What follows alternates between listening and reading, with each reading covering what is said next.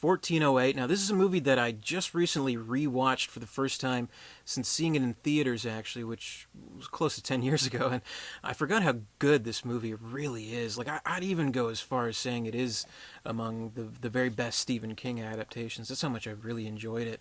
It is a movie that's effectively creepy and has very scary moments. But the thing is, it's not strictly about, getting jumps and getting scares, though it gets those anyway. And there are definitely some moments where you're like, okay, that was meant to be like a jump scare type of thing. But it does tap into a more psychological type of horror. And it's more of a character-based type of horror movie, which I like. I mean, the better we can kind of get to know, relate, or at least sympathize with the characters in these types of movies, I think the better. And I think it does a splendid job here. John Cusack, great in his role. Normally, I mean, he was in a Stephen King adaptation many years ago, Stand By Me, which wasn't a horror, but we don't always kind of categorize him as, this is an actor who usually does horror. He doesn't really do too many horror films, but this is one of his best performances, I think. And he plays an interesting character. That's what I really like about the movie, and I really like how we learn certain things about this character as the movie progresses because of what the room 1408 in the Dolphin Hotel in New York City, unassuming, could be any hotel in New York, not like, up a dark road in the middle of nowhere. No, it's right in New York. It's just the room itself. It doesn't have to be, a creepy setting. Just the room. But anyway, so there's things that we learn along the way. Because basically, as the movie starts, he's a very kind of seen it all type of paranormal writer. He writes these kind of sort of dollar store paperback kind of investigation stories about the most haunted hotels and all of America, things like that. But basically, he's not really impressed by anything he sees, and he lets his audience know that as little of an audience as it is. He goes to like a book signing. Not even the person at the bookstore recognizes him. 3 people come to the signing and things like that. But he's really sincerely on this type of journey, going through all these types of rooms, because he does want to disprove himself that ghosts don't exist. So he wants to see a ghost, but he's just never seen anything that would even come close, basically. So when this mysterious postcard comes for the room 1408 in the Dolphin Hotel, it piques his interest, of course. We also learn that the hotel just happens to be located in the same city as his estranged wife, so that kind of makes it a little bit more uneasy of a journey, as if it weren't already.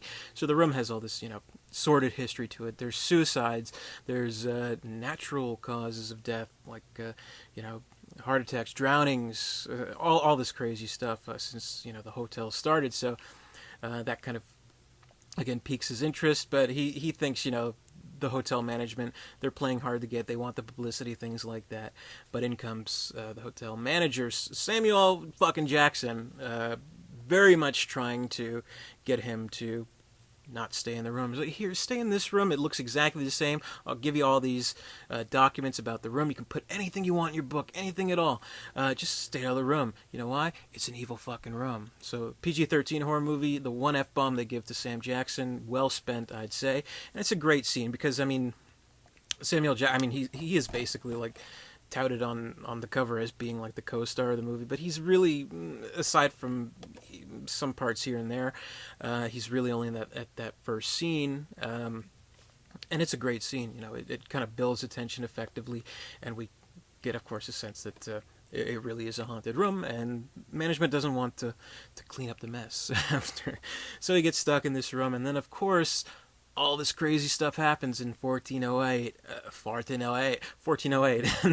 and the character kind of progressively becomes utterly convinced that it is in fact haunted, and we learn along with him, and all these creepy things happen. Like he sees, a building across a street where there's a version of himself, like a dark version of himself that kind of mirrors his effects, so he moves and moves. And you see something behind him, and all that kind of creepy ghost story kind of stuff. But I think it works well enough because the scenes are crafted well enough. And I haven't seen much from the director, Michael Hafstrom, a Swedish director, I suppose, who really knows how to stage these certain shots and really knows how to build the tension of these types of scenes. Like, nothing really creepy starts happening until maybe like half an hour into the movie or so.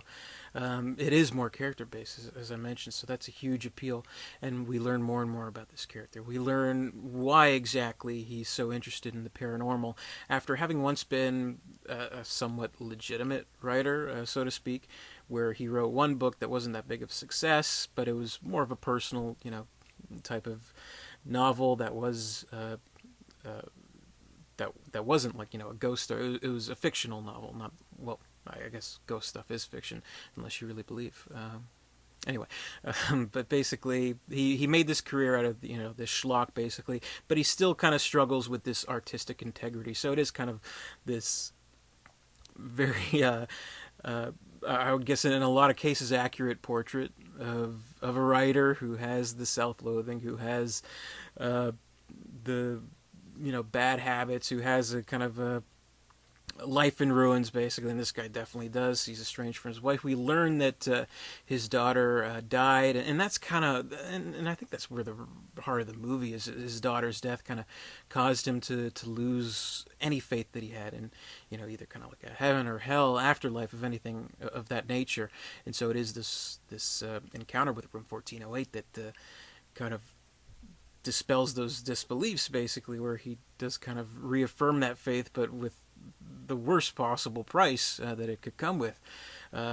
And so there's some really heartbreaking scenes where we kind of see flashbacks to that and to his daughter, and we kind of pick up the pieces and we're like, okay, this guy is kind of an asshole for a reason, but we're rooting for him. We want him to survive. We want him to kind of outsmart the Room, but the Room is always one step ahead of him, and there's like a lot of kind of like mindfuck scenes where he's like, he thinks he's out of the Room, but he's really not, and at the end you really think, is he really out of this Room? I don't know. So it's kind of like that. It's a very kind of mind-bending, mind-fucking kind of style to it, which I like, which I don't think it does it in a way that cheats at all, which I think is very important, because any kind of movie can like make you believe one thing and then go, aha, it's not this, but this has a lot more tact to it, if that makes any sense. And I think it is mainly due to the direction, and mainly due to just like the general conviction that John Cusack has. I do think on the whole he's a pretty underrated actor. I mean, definitely. I mean, maybe not everyone would say, who's your favorite actor? Not everyone would say a knee-jerk reaction. John Cusack. But, I mean, he is really good at what he does. He just has to find the specific type of role, and I think this role is absolutely perfect for him. I do think it's one of his best works, actually, and it is kind of a hard thing to pull off, where we're essentially, for at least, let's say, 75% of the movie, we're stuck with just him.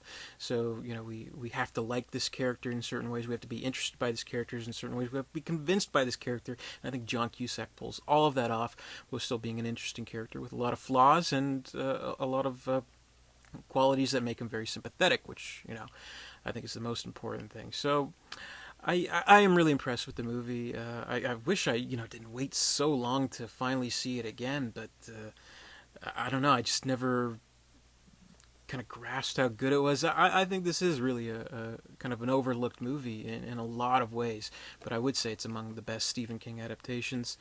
And it's pretty scary. It's interesting. It has a great lead character. Great performance by John Cusack. Great supporting performances by Samuel Jackson. Maria Bello is also in the movie. And no, I'm sorry, not Maria Bello. I'm thinking of another movie. Who is it? Mary McCormick. Sorry, that's another movie I'm going to get to in a second.